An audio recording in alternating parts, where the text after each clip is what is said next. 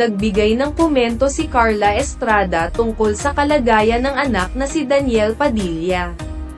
Ang panayam kay Carla ay in-upload sa YouTube channel ng broadcast journalist na si Bernadette Sembreno.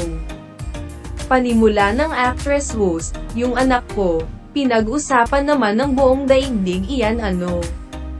And I always pray that he will be okay," sagot ni Carla.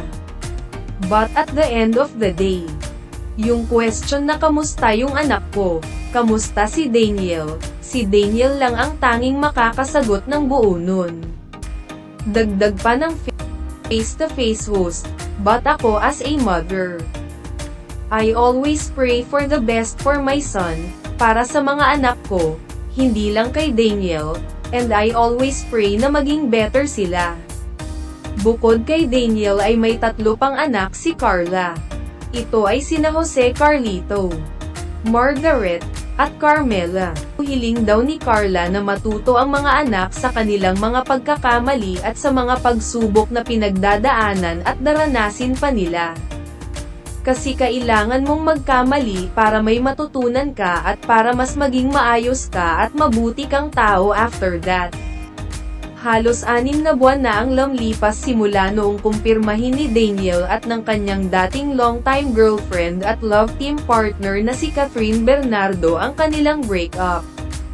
Nag-post ng magkahiwalay na statement ang dalawa noong November 30, 2023. Nabaling kay Daniel ang sisi sa nangyaring hiwalayan dahil di umano ay nagkaroon ito ng affair sa aktres na si Andrea Brillantes. Bukod pa dyan ang pagdikit sa pangalan ng aktor sa iba pang mga babae. Dahilan para isipin ng marami na nakikipagrelasyon ito ng palihim kahit na may girlfriend na ito. Sa kabila ng mga batikos ay pinili ni Daniel na manahimik. Samantalang namamayagpag naman ang karera at tila maging ang personal life ni Catherine base sa nakikita ng publiko sa social media. Bilang ina ay lagi lang daw siyang nakaalalay sa mga anak at nakikinig sa mga hinaing at saloobin ng mga ito.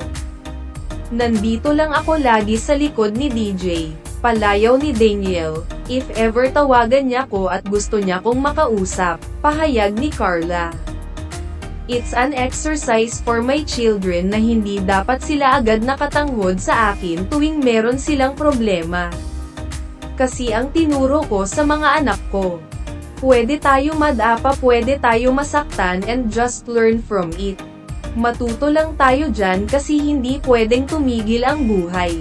Sinabi rin ni Carla na walang perpektong tao at lahat nagkakamali, maging anuman ang edad, estado, at katayuan nito sa buhay. "Magsi-50 na ako ngayon, hindi pa rin perfect ang buhay ko. Araw-araw may pagkakamali pa rin tayo," himutok ni Carla. Importante rin daw na marunong ang isang tao magpatawad para mabawasan ang bigat na dinadala nito sa puso. Saad ni Carla, "Bago ka matulog, magpatawad ka. Humingi ka ng tawad, magpatawad ka. Ipagdasal mo yung mga taong nagagalit sa iyo. Sa akin pag sinabing, hindi naman totoo iyan, ba't mo ipagdarasal? Minumura ka araw-araw sa social media, tinatawag ka ng ano-ano. Pati mga anak mo nasasali, di ba? Hindi ko na problema yun.